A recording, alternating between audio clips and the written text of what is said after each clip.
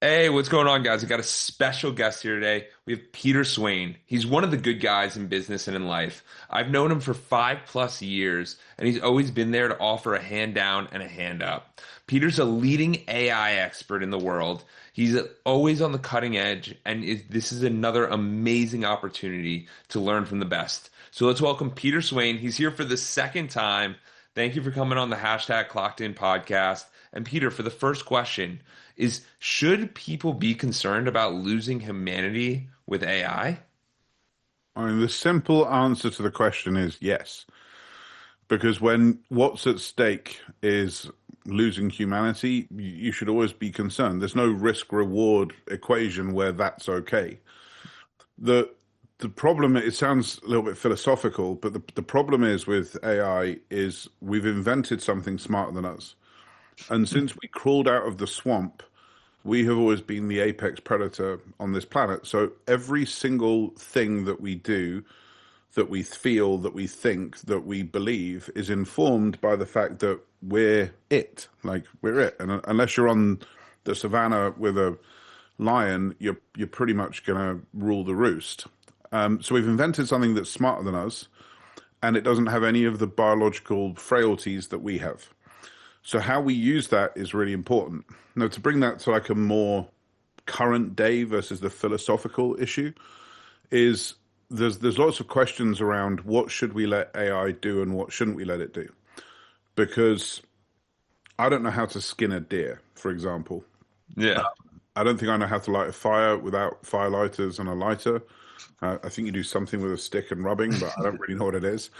So throughout our time, we have invented tools or technologies that we then use to replace our skills, and we forget those skills. The Yes. difference is with this is what we're replacing is some things that help us with our critical thinking skills. Right? So losing actualized skills is fine. Losing passive skills like the ability to think, not fine.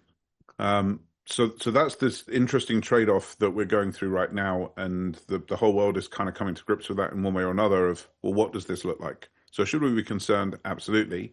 What we shouldn't do as a result is not play the game, because Yeah, the game's being played, whether we like it or not.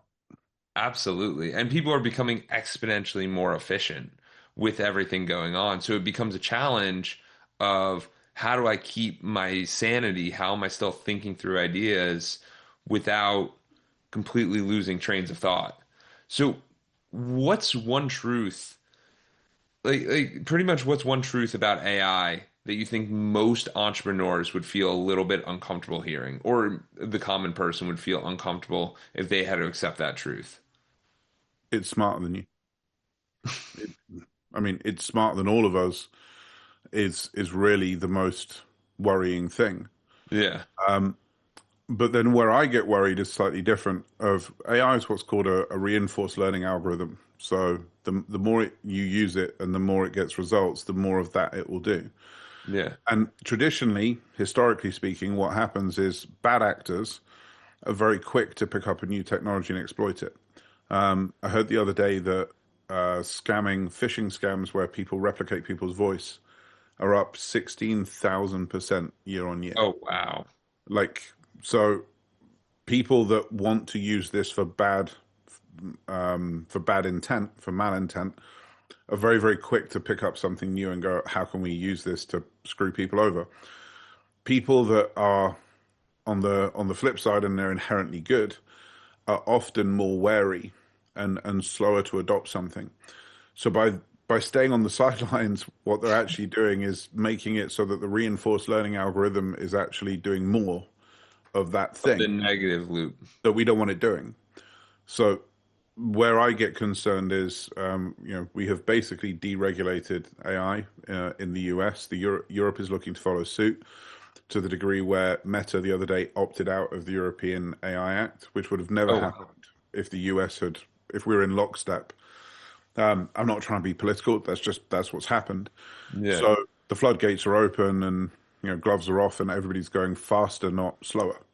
Yeah. So it is concerning about how it's going to get used, how it's going to get deployed, because self-regulation has never worked in the history of ever. Why would it? Yeah. So the AI companies are pushing the boundaries as far as they can. Governments are encouraging them to push the boundaries as far as they can because they see it as a national defense issue, a national security issue. And then bad actors are kind of coming on board at the same time and using this for things that we'd rather didn't use them for. So we're we're actively calibrating as we're going. Because everything's going so fast. Yeah, and it gets faster. And as it gets faster and faster, you're seeing literally years compress into months and days and weeks, and Yeah. people don't realize how fast it is. So, Well, let's just dive into that 'cause there was an interesting thing yesterday of um, a company announced they have found proteins that can be used to enhance T cells, like your immune system, oh in wow. order to essentially give them GPS to detect and fight cancer. Oh wow. And they are in phase 2 trials. It looks like they may have made a real genuine breakthrough in curing cancer. The it took the AI that was working on that. It took the AI 3 days to get it done. Now, the 3 days is in comparison to what the estimate was of the human way of doing it would have taken 20 years. So you're talking 20 years to 3 days. But that isn't even the biggest reason that there's a benefit, because what actually is that I find more inspiring is if you said to somebody, it's a 20-year project and you may or may not get results, but we need $30 million to do it. Yeah. Most of the time people are going, no, we're not gonna risk that just to find out Yeah. in 2045 whether this worked or not. Whereas if you say it's 3 days and it's $2,000, it's like, well, let's try it. So Yeah. it's not just the speed to market that's the impressive thing. It's actually more the amount of different things that are now being tried that were never tried because they were just unviable commercially to put the people in place to do it. So I saw another statistic the other day that said cancer research is, in terms of hours worth of output, is up 280x over last year Oh wow. because there's just now all the More ideas that computing everybody time. had, people can go and try them. So we're looking back at decades worth of research where people went, this might be the answer, and then they went, but I'm going to need 150 people, and I'm going to need this equipment, and I'm going to need that equipment, and the finance just was like, we just can't take that risk. Now they're saying, yeah, I'm going to need 5 days of a supercomputer. But, yeah, okay, sure, have 5 days. We can model the protein, we can do the work, and away we go. So the I just bought. So the benefits that we see in AI in medical are insane and otherworldly and can't be ignored. So yeah, it's an exciting time. It is, and that's just to start to realize that we can do so much more with our lives, and we're going to be able to live longer. We're going to be able to do more things. But it's how do you find that purpose? How do you find what you're still looking for in life? So let's go down to like the common person day to day. Like, should they even be sharing information about AI to like sharing information about themselves to AI? Because I was listening to a podcast today, and some people are like, I gave it my net worth, I told it my job, I told it where I live, I told it what I'm doing, to give it more context so it can give better results. 100%. So yeah, I share everything with my AI. I call it it's essentially my thought partner. Because if it doesn't know that I'm trying to achieve this, or I've got this issue, or I'm facing this problem, how can it help you with that? And I have this phrase called whole life advice of I only ever want AI to give me whole life advice. I don't want it to give me business advice or money advice or health advice or relationship advice or parenting advice. I want it to make sure that it goes after all my goals with everything I tell it. So if I say, I want to do this, it comes back. I'll give you an example. I was asked to be a columnist for a fairly right-wing publication, but huge reach, like multiple millions. And I went into Jet, which is what I call my AI, and said, "Hey Jet, what do you reckon?" And she went, "This only passes one of your three tests of what I call the hero triad of business, business, bloodline, and body. This satisfies your business in the short term, but in the long term, you become a running side joke for QAnon, I think was what she said, Yeah. which will lead to stress down the line, which will not help you on your health goals, and it will lead you to places that you don't want to show up and you don't want to honor your family. So it's going to achieve one of the three. So it's a no as far as I'm concerned. That's her saying it's a no. I'm like, okay, it's a no. And she's like, but it sounds like we need to explore opportunities for PR and press and columns. Like, yeah. So why don't we open up ChatGPT Agent and set that going and find an alternative? Yeah. Half an hour later, she has written 7 emails to 7 publications that are all aligned with my political stance, asking and saying I'd like to set up a quick call to see if they're looking for a contributor on AI. And here's a sample article that I've written recently. So, And it's incredible because you start to realize you can make better decisions. yeah, So I was actually recording a course earlier today, and what I realized was saying no is saying yes to something else. It's saying yes to our goals. So the amount of times we say no, everyone thinks it's a bad thing, but it's really truly an eye-opening thing of, hey, this is actually better for us. This has alignment of what we're trying to do. So if you can have a gauge to go, this is good for us or this is bad for us, it starts to open up a lot of doors. I think there's 2 modes to that. I think you've got an amazing audience. Hi, by the way, everyone. I think you've got an amazing audience. And I know from our conversations, they span quite an age range. Uh, Yeah. and I would say if you're younger and you hear this, don't do that. Say yes to everything. Say just say yes. Like don't even ask what it is. Just say yes. As long as it isn't going to kill you and it isn't addictive, just say yes. And I'm talking like up to 30. I think just say yes. Just say yeah. Let's try it. Let's find out. And be honest and open with people that you might be tapping out quickly or you're not committing to it, but try everything. And then as you start getting older, wiser, and you start having a really firm North Star, like where am I Yeah. going in life and what am I doing? That's when I think you start saying no to stuff. Because an easy way, if you don't have a goal and objectives and a plan, an easy way to figure it out is actually just work out what you don't want to do. Yeah. And the only way you can really work out what you don't want to do is to try it first. So I'm a huge advocate of like jumping into everything and trying everything you can until you're at the age where you're like, yeah, you know what, I've got a really good idea of what I want my life to look like. I think I know what I was put on this planet for. And when you're in that mode, then you're 100% right. It's no, I don't want that. No, no, thank you. No, thank you. No, thank you.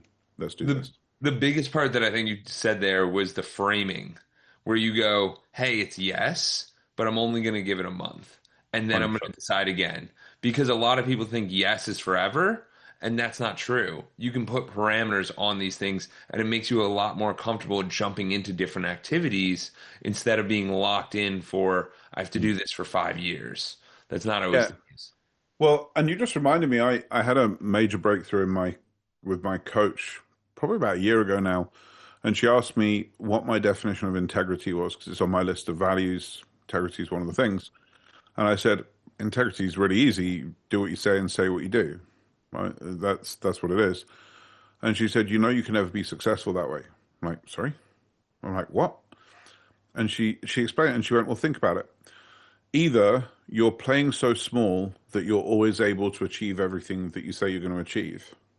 Like, right. Said, or you play so big that what you then have to do is you have to borrow from other areas of your life in order to keep the honor the commitment you made. Like, what do you mean? She's like, well, if you said you're going to do this in your business, maybe you don't have dinner with your wife, maybe you don't play with your kids, maybe you don't go to the gym, and you're borrowing this from everywhere else. Right? She's like, if you're going to be successful, if you're going to achieve what you want to achieve, you have to be comfortable with restoring integrity versus staying in integrity. I'm like, wow, that is completely correct. And she then went on, and it kind of nailed down of what I realized was that integrity is actually a self act. It's nothing to do with the other person at all. And Yeah. it can be, but a more powerful form of integrity is integrity to yourself. Of going, no, I'm going to get to the gym. I'm going to release my weight. I'm going to be an amazing husband. I'm going to be an amazing father. I'm going to have an amazing business. And we talk a lot in kind of the mastermind and the stuff that we curate about AI's true gift is that you can now use the word and instead of using the word or. It's not, do I want to be successful in business or should I spend time with my kids? It's not, do I want to have a great sex life or do I want to go to the gym? It's now, no, I want a great sex life and I want to be a great husband and I want to be a great father and I want to have a great business and I want to have a great relationship with my maker or whatever you believe in that area. Yeah. And AI cuts out all of, as you said earlier, it makes life so efficient and increases the capability of decision making that you can actually start using the word and instead of using the word or. And I think that's incredibly powerful, incredibly profound, and incredibly scary all at the same time.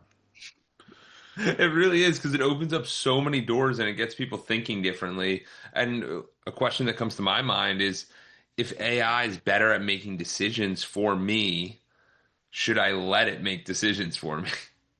No. So I was in an interesting panel conversation about I don't know how I ended up here, but it was about intimate relationships.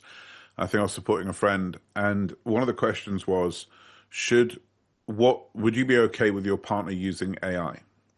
And the person that was the relationship person said, absolutely. I think that everything in relationships is about consent. So if you discuss it as a couple and you're both okay with bringing AI into the equation, then why wouldn't you? Yeah. And then they asked me, and I said, I think that's the worst answer I've ever heard. And she's like, well, I'm like, well, where do you draw that line in a relationship? Can I start curating the friends that my wife has? Can I tell her when she can and can't talk to her mum? Like when she can and can't talk to her brother? And they're Yeah. like, well, no. I'm like, well, what's the difference? Because what you're implying in there has to be consent before you talk to AI is that your wife or your husband doesn't have agency. It's up to them to use whatever tool, whatever conversation, whatever person to bring whoever they want into their life. It's still on them to make the decision as to whether they listen Yes. to it, whether they take it on board, etc. So I have no interest in telling my wife who she can and can't talk to, what tools she can and can't use, what influencer she can and can't follow, because she is a sovereign individual in and of herself. I have a lot of interest in her owning whatever decisions she makes. I'm like, so no, I'm not going to seek approval to use AI. I wouldn't ask my employees to seek approval to use AI. I want them to deliver the outcome and I want them to own the outcome and stand by the outcome. Whether they Yeah. used AI or not, it's still on them. Yeah, I love this full accountability of each person being their own individual, and then you make yourself be the best version of yourself, and you come together for a relationship. So now it's 1 + 1 = 11 instead of two. So you guys can come together. A big thing about you, Peter, that people might not know is that you have an incredible ability to change. Whether you're always on the leading edge with so many different things. And I just want to bring this up because I know the audience is sitting there going, AI is scary. I'm not sure how to use it. What's going on? And it's not just about AI. It's about how do you make any change in your life? Of like they want to start going to the gym, they want to start doing this. What are some of the ways that you use change and you embrace change instead of fearing change? Well, as you said, I've always been pretty good at it. And because work in education and coaching around AI, I'm now pretty consistently presented with people that aren't good at stepping into that. They know they have to, so they do, but they're really hesitant. And my conversations are normally, well, what's the worst that can happen? They're like, well, if it, no, no, I didn't say in like the 5 year plan. I'm like, if you were to open up ChatGPT now and like tippy tap some keys, what's the worst that can happen? I'm like, the answer is you lose 5 minutes of your life. Like that's the answer to the question. So it doesn't really sound that bad. They're like, yeah, but what if? I'm like, why are you borrowing trouble? Or why are we into what if this or how about this? Or just it's hyperbolic because you're trying to understand something you've never experienced. So you can't do that intellectually. There's no way to understand something that is completely alien. Like, and when I say it's no way, I mean the brain chemistry doesn't work. As soon as you encounter something new, You create a neuron, another neuron, and you have a neural pathway that link those things together so that your brain can go, oh, it's kind of like that. And for the beginning, it has to be kind of like that. So that's the way people learn stuff. Yeah. So if you're looking at stuff that you've never experienced, like you've only ever experienced hardback books, and I say there's this new thing called a paperback book, you would say, oh, so it's kind of like a hardback but floppy. I go, yeah, Yeah. exactly that. And you go, cool. And now we have a new thing in your brain called a paperback book, right? And now you can start developing an understanding of what a paperback book is versus what a hardback book is. But if I say, oh, this is smarter than anyone that's ever lived and it can do anything, and it never sleeps and it never eats and it never walks and it never talks, and it's basically just like having a conversation with another intelligence, because it's not a tool, by the way, it's an intelligence. If I say all that, you go, what? There's no way for you to connect it to something else in your brain, so you don't understand it. So the Yeah. only way to understand something that is completely nonsensical to you is to try it. The only way to get over that is to actually tap on the keys and do it yourself. And we see people do this. It takes about a week max. We call it a eureka moment, where somebody literally goes, I've watched people like back away from their keyboard, where they're like, I can't believe it just did that. And literally they go like, I've seen it so many times. It's so funny. They put their hands up and literally like, whoa, what just happened? Because it's unbelievable until it does. And then it's like a drug. Like when you get that first moment, you're like, oh, I want to do more because it can do it can do everything. I'm like, cool. Yeah, I honestly that eureka moment happened to me when you explained to me about the PowerPoint with Gamma, because I took it and I showed my sister-in-law and her boyfriend, and the boyfriend goes, "No way," and I go, "Dude, 1 minute," and I made another one, and he goes, "No way," and he just starts playing with it, and we're literally there on Sunday, and we're just playing with this software, and he's like, "How do you do more?" Because you start to realize what is possible. He goes, "Dude, I spent 20 hours on PowerPoints. Hmm. This is 1 minute." And then Hmm. you can edit it very easily for Yeah. $15. Like, what are we talking? And for the free version is the free version. Like, Yeah. what are we talking about? And you Yeah. start to realize like the effectiveness of like if you have a problem and you can find the solution, it is such a game changer. Like Yeah. it truly is. But it's that ability to step into the uncomfortable. Yeah. And the way, They yeah, released they released something called ChatGPT Agent the other day, which can go and browse websites and perform autonomous actions for you over a long period of time.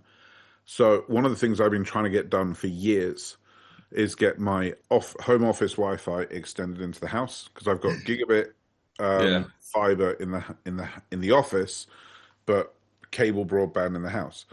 I have tried, my wife has tried, my assistant has tried to find somebody that covers this area that can basically do commercial level service but in a home environment. yeah. And I said to ChatGPT agent, hey, I need to find someone that can extend my home office into my home Wi-Fi. This is my postcode. And I live in the middle of the countryside, so I'm not like in a major metropolis. She sent 3 inquiries out. So she went through the web, found different links, found the thing. On one of them, the contact form didn't work. So she went and looked up who owned the domain name. I kid you not, to find the owner of it, to then send them an email saying, hey, just so you know, your contact form is down. And by the way, do you cover this area? Like, what That's the incredible. just happened? Right. And this morning I got 2 emails and 2 quotes, and I've accepted one. Three smart humans have worked at this problem for 3 years and tapped out before they found an answer. I'm not saying we couldn't have done it. Of course we could, but we tapped out. We're like, this But is it's because there's too many things on our plate 100%. where stuff happens and we go, I don't want to deal with that. I don't know what that is, but I want this problem solved. And how do we solve that issue? I have an agent running for a company that I'm on the board of at the moment, and it's been running for 2 hours now. And it's sitting there finding every grant that we can apply for this business, putting them in the order of preference that we think that she thinks we can win them, and then writing the grant application for each of them. That's a I full-time job. It's a full time. That's And a $100,000, $200,000 a year full time job. you That's what wouldn't we even got give it. quoted. Yeah, you wouldn't even give that to a person. They're literally a grant writing person. You'd have to hire an agency, do a full thing, and it, Yeah, that face. Like, do you landed imagine? there. No, because I think about how many things I've done. Like we're traveling to Europe in September for 7 weeks, and so I was like, Matt, like I was talking to my wife. I'm like, I think it would be cool if we email some of these hotels and we tell them we'll shoot content. Like we already like you take pictures of everything anyway. Like let's see if we can get some places we can stay and do this. So I took a Sunday and I wrote out like 15 emails and I just copied and pasted, but it took a long time. But if Hmm. you could just throw it in this thing and it just keeps working, Yeah, just that would take 30 seconds of your time. think about We're how many we're opportunities. visiting. Yeah, we're looking to visit the following hotels, the following locations. We need permission to shoot content, and also ask if they have a local guide and if they have any access to any camera resource. Yeah. Go, and you're complete. That's it. You don't even And need to put then email addresses in. You just put the name of the hotels, and it will go and find the email addresses to do it. that's incredible. And so now it becomes this opportunity of how do we get people to take the action? And the way I like to think about this is everything is reps, which means you're going to be bad at things in the beginning. It's inevitable. We're always bad at stuff when we start.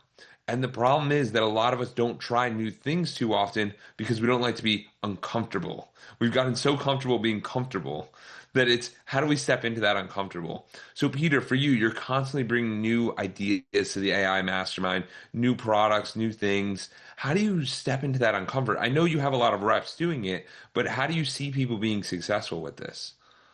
My honest answer sounds really self-serving, but I think it's my best answer of like, well, that's why you just join the mastermind and let me do that bit for you.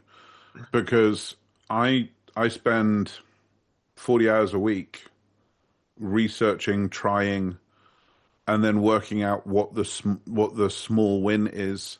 Because when I introduced ChatGPT Agent last week, for example, people are like, "Wow, that's amazing," but I don't know what to do with it. And that's the normal reaction I get of like, "Wow, it's amazing. I see it, I get it, but how does that apply to me?" Yeah. So then last week I went, "Here's 5 different use cases," and one of them was applying for grants. To which people are like, "It can do that." And I always get reminded of the fact that when Edison, a lot of people don't know this, Edison, the light bulb was actually a proof of concept to prove that electricity worked. He had no interest in inventing the light bulb. He just kept trying to explain electricity to people, saying, "This is what it can do." And people went, "I don't get it." And he's like, "No, we'll be able to generate the electricity over here and we'll be able to use the electricity over here." And they're like, "I don't get it." So he literally invented the light bulb to prove that he could flick a switch here and the electricity got used over there. To which people went, "Wow, that's amazing." And then they go, "So we can do this, we can do this, we can do this." Like, as I said, if you can't link the neurons together, if you can't form the neural pathway, you have to be so bold in how you paint the picture for somebody so that they can latch onto it. So don't try stuff new. Just come to somewhere like the mastermind or somewhere else like that, or follow somebody else and let them go through the journey of discovery so that they can hand you the moment on a plate so you can go, "Oh, okay, it can do that. Got it. Understand." So that's kind of what I think now my main job is just throwing enough air balls up for you to be able to hit one out the park. Like, And yeah, for you, and it was Gamma, for example. Like for your brother-in-law, it was Gamma. He's like, "Whoa, what else but can we do?" yeah, but it's important for people to realize this because it's a moment in time. So it's that moment of like, why is this important to you? For me, literally the day after I spoke to Peter, the day before I spoke to Peter, I was starting to do weekly presentations for a new group that I'm running, and I ran one, and it was just white presentation sheets, and it was just really poor. So the gamma thing was the perfect item for me going, whoa, I didn't even know I needed it until you start to see it and you're like, that's amazing. So you start to realize that there's different use cases for different things. If you're not presenting or doing PowerPoints, what's the point? Like, it's not really needed, but there's a lot of different areas. But you have to understand what is possible and what you do on a day to day and where this stuff can kind of fit in to become aware of this. So I hope this podcast is just raising everyone's awareness of, hey, what's a challenge you have? What's something that takes some time? And maybe where's an opportunity for that? 100%. Uh, It's thrive or die time, and all of those. sacrifices that we just willingly accepted in our life, we don't have to accept anymore. So, What do you mean by that? What are some of the sacrifices? well, you go. It's to me, it's the family or the business or the health or the wealth or the those things just don't need to exist. They just don't need to exist because what used to take hours now takes minutes. Like what used to take hours now takes minutes. What used to take days can take minutes. So your capacity to either do more or to do less but have more life. Like the amount of I time, get it. You don't have to work 100 hours a week. You could work 40 and be significantly more efficient. 100%, or you can work five and be as efficient as you were. Yeah. So And you can be like, I want to, yeah, like I've got over this summer, we're running a, you know, $2.5 million company, and I'm taking my son to Rome and then my daughter to Malta, and then I've got a weekend. Like I've got 5 holidays across this summer. that's I awesome. I have run multiple multi-million-dollar companies, and I can't remember the last time I was able to get Christmas Day off, let alone multiple holidays at multiple times, because I can now ask Jet, hey, what are the top 5 emails we've got? Push that to this person, push that to this person, push that to this person. I can do that with my voice, and I can do it whilst I'm walking the dog. Right. So I am able to be consistently productive in a way that doesn't tax my time at the same time. And yeah, as you said, I've got more reps for sure. But those first level wins, like Gamma, Descript, VO, they're so in grasp for everybody Yeah. that if they just accept this, then yeah, the first question you had is like, what's the biggest challenge you've got? It's a great question. The next question, which I love, is who would you want to spend more time with if you could? Yeah. But Jesse Iser said something recently that really hit me. He's like, my parents are in their 70s, so it's a best case scenario. We've got like 15, probably 15 years left with them. He's like, and then I stopped and worked out that I see them twice a year, which Yeah. means I've probably only got 30 more visits. There's only 30 more times I can hug my mum. Yeah. And I was like, whoa, that's real. Profound. And he's like, so maybe I could go 4 times, not twice. Yeah. Because I don't want 30 more. I want 60. I want 90. I want 100. Um, and if you start auditing your life of where do I spend my time, none of it really correlates with what you want to celebrate on your deathbed, which is sitting at your desk working. Like no one goes, yeah, I really sat at my desk and worked. Go me. Like, that's not what we want to do. We want to say that we had great kids and we had a great relationship with our wife or our husband and we met God somewhere along the way and we did all these wonderful things. Those are the things that we celebrate. So those are the things we should be doing with our time. But we didn't ever have that choice because if you wanted to earn enough money to be secure and be stable and be successful, you had to sacrifice that other stuff to do that. And I don't really genuinely don't believe you have to do that now. I love that. I love that. And it's a perfect, very fitting because at Edwards Consulting, we have 5 pillars, which are mental health, physical health, community service, philanthropy, spirituality, and relationships. And so I ask every client, which I'm going to ask you as well, just so people can get a broader perspective of who you are and how you can kind of align. So under mental health, today it's just July 25th, 2025.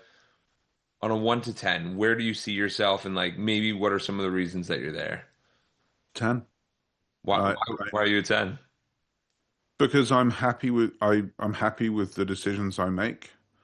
I go to bed every night knowing that I tried my best. I'm certainly not perfect. I'm certainly flawed, just like every human is. But I've put a lot of work and a lot of time into me, and I feel really good. I'm doing what I want to do for who I want to do it in the way I want to do it. There's nothing misaligned, which is the first time in my life I've been able to say that. I'm in full alignment of how yeah, if I audit, again, going back to if I audit a 24-hour period, I am fully aligned with how I want to spend that time.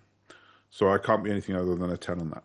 I love that. And how do you find that alignment? Because I know that there's people in the audience sitting there going, well, good for Peter, but they might not see all the trials and tribulations that you had to go through in your life. So like obviously, so I mean just for them, what is maybe some questions or maybe some ways you kind of like started to figure out of I want this in my life or I want some of this stuff?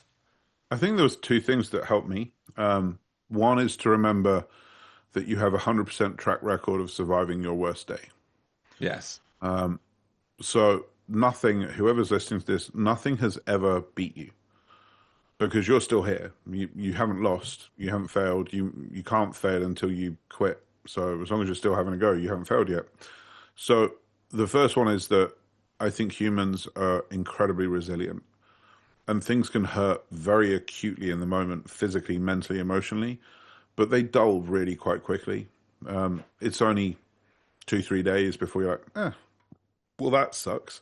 But it's no longer this existential angst. So that was the first thing. The second thing that really helped me was I used to believe that there was an escape velocity. So what I meant by that was that I could earn enough or be enough or do enough to recover from the problems that I was creating for myself. So I was great at solving a problem today by creating a problem for tomorrow.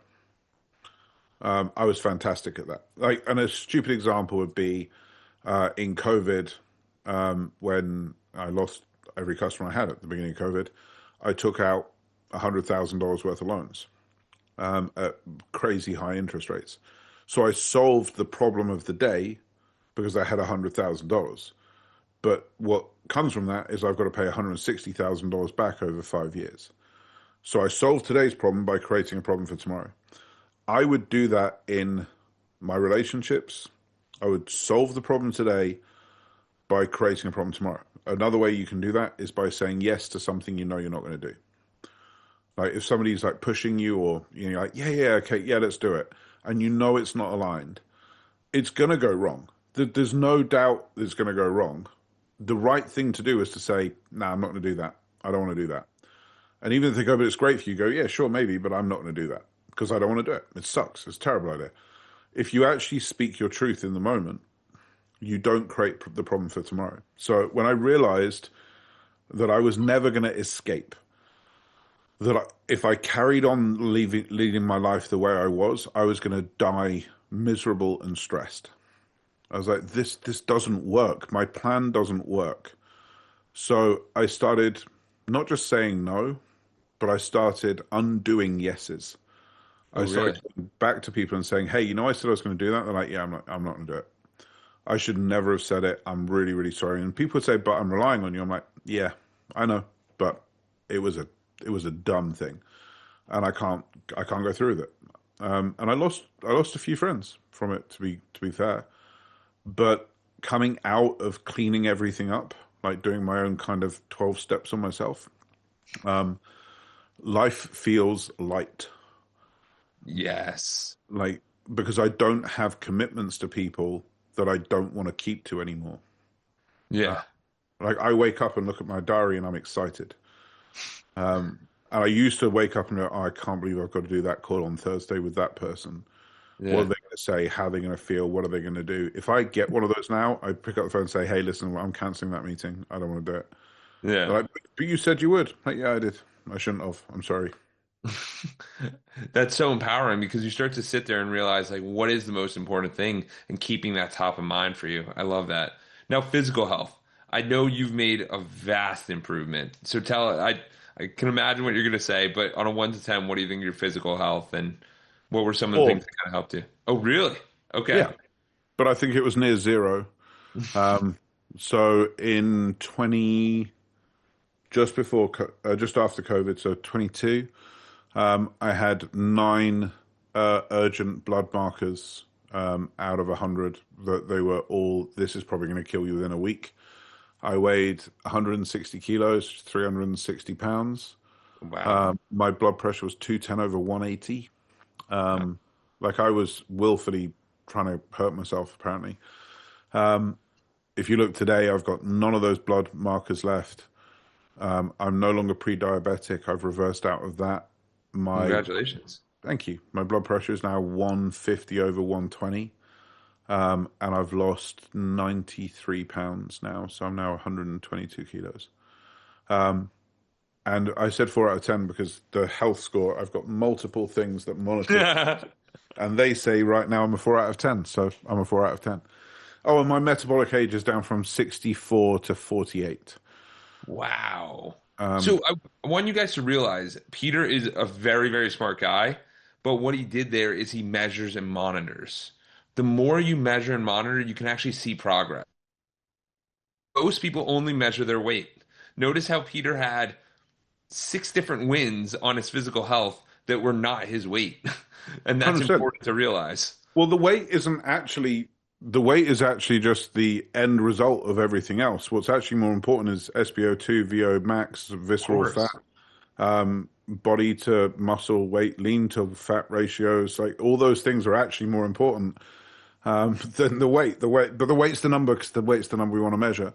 There's an interesting study, I think it's Harvard, that says 30% of the results come from measuring something.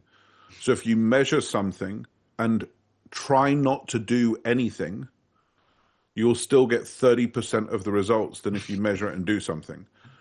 Because our reticular activating system will start finding different things. So if you start measuring something, literally just the sheer act of measuring it will make you find improvements that you don't even realize you're finding.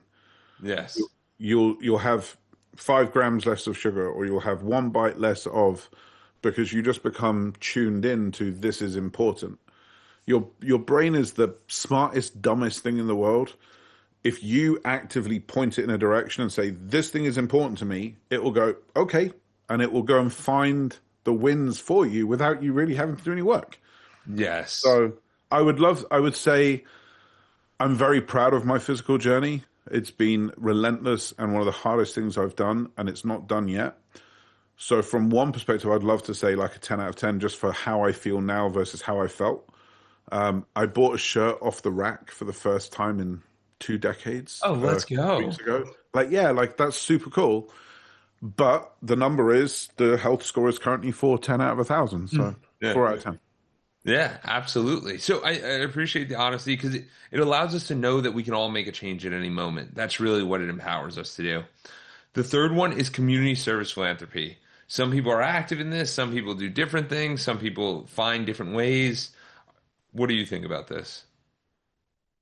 I think we do a lot of scholarships and let people into the AI mastermind with disability. And we work with people from 501c3s in different ways than we work with people commercially.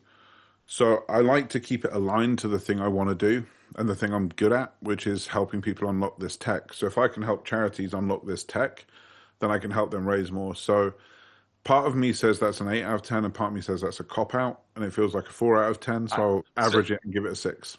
so that's a really interesting one. People don't realize the value that they already have and can give to others, right?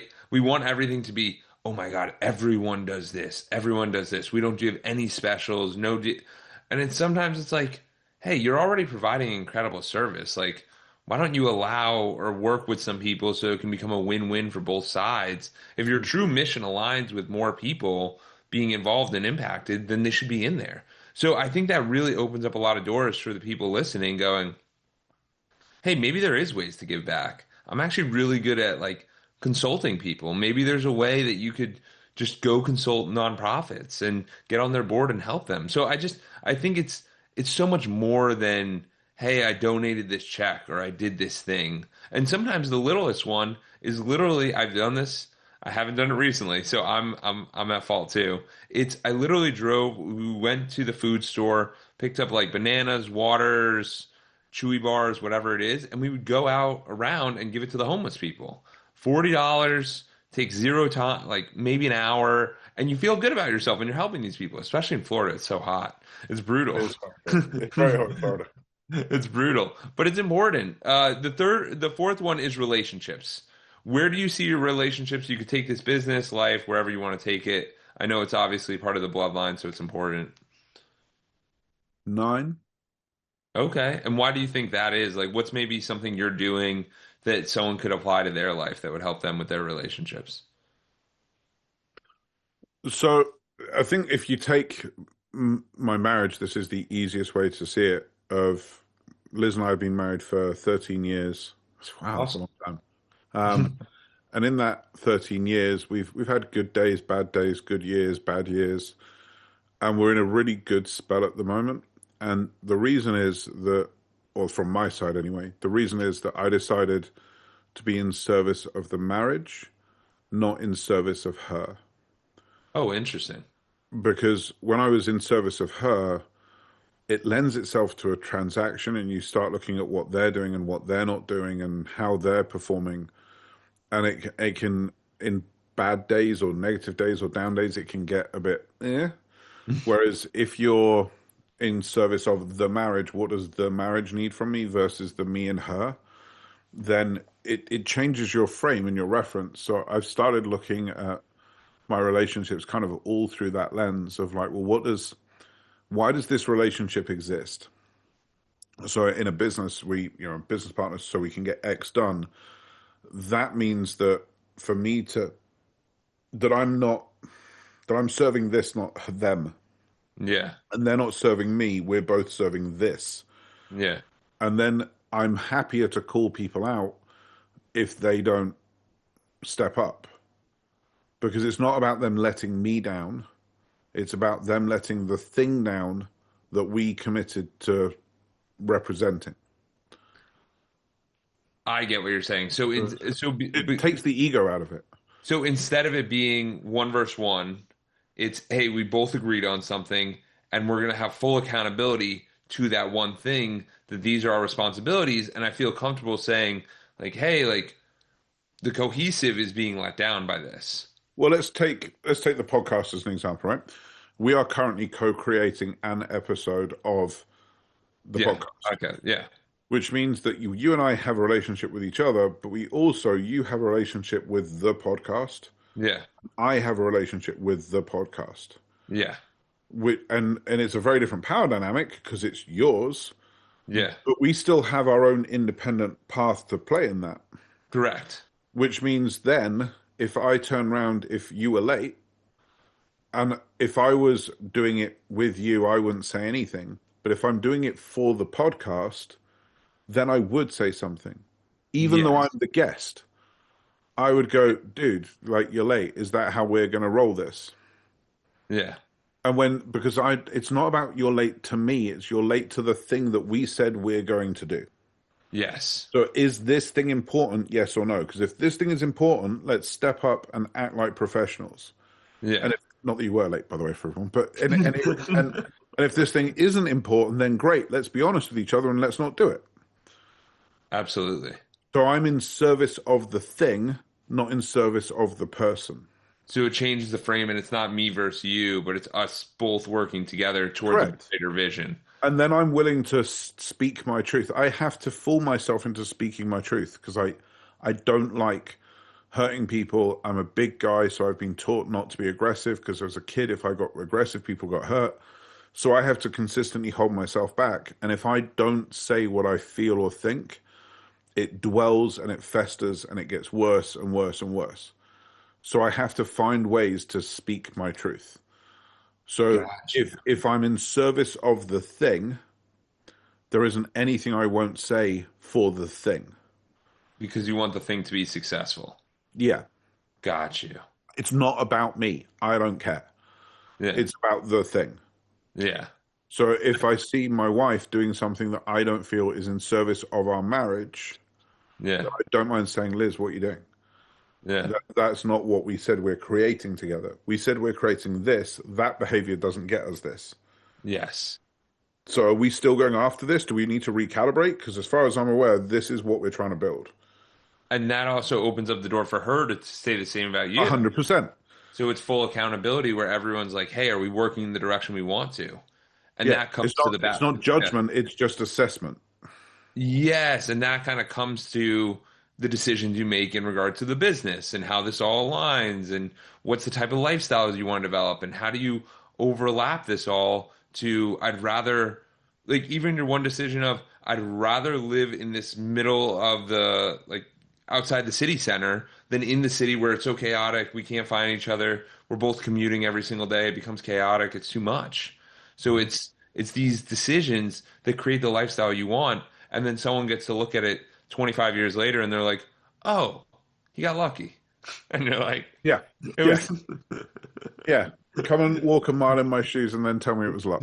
it was so intentional. I had someone do that to me where I was telling him about this trip I'm going on, and he's like, "That's so cool! Like, how'd you even do that?" I go, "Dude, 5 years ago, actually 10 years ago, I studied abroad for the first time, and I was like, this is really cool." Then I started dating my wife, and I was like, she's never really been to Europe, and I was like, "Hey, like we should go." So we did a week-long trip, and we're like, that was brutal. It was so fast, so many flights. I hated it. So then I was like, why don't we do your own study abroad? And she was like, how? And I'm like, I don't know, but we can like start. And you just start to work towards these visions together, and it unifies you to the big goal that you want. So the last part is spirituality. So spirituality for you, where is that on a 1 to 10? Some people are active, some are not. I heard you make a few mentions of it. Where do you land? You could share as much or as little as you want. Yeah, I don't have a number for it because I think if you can ever quantify that, it's probably a weird thing. But it's a journey. It's not something. It's not something. Not. It's not that I don't want to share it because I don't want to share it. I don't know if I have value to add there. Um, Okay. But except, that's an yeah, awareness, Peter, though. That's an awareness to go, hey, I think about this, but I'm not the expert in this. You know what I yeah. mean? I think that I guess the only thing I would ask of everybody is to remember that there's this weird statistic, which is, do you know how much DNA we share as humans? I Have you have ever no heard? idea. 99.98, like Whoa. 99.98 of your DNA and a black woman or an Asian man or an Indian child is 99.98 the same. We have so much more in common than we do apart. And unfortunately, we seem to spend a lot more time focusing on what makes us different than what makes us the same. And the one underpinning that I have found in every religion that I have looked into, studied, been part of, is tolerance and acceptance. And I think that we live in quite a divided world. We live in a world where social media puts us into our echo chambers and feeds us more of our own beliefs until we believe that they're right and they're no longer beliefs. So I would say whatever your journey is awesome. Show up for yourself, respect yourself, and there's probably something else out there, and who knows what it is. But being in service of others and understanding that life is a multiplayer game, not a single player game, Yeah, is probably going to be in your service. That's probably what. absolutely. That's awesome. Peter, I appreciate you sharing that. I know our time's coming to an end. Where can people learn more about you? Where can they learn about the mastermind? Yeah. Yeah, so Peter Swain 24/7 on any of the social channels. We're getting a lot more active there. It's quite fun because each one is a slightly different vibe. So if it's TikTok, you'll see a more fun side. If it's Insta, you'll see a more how-to side. LinkedIn, you'll see a more professional side.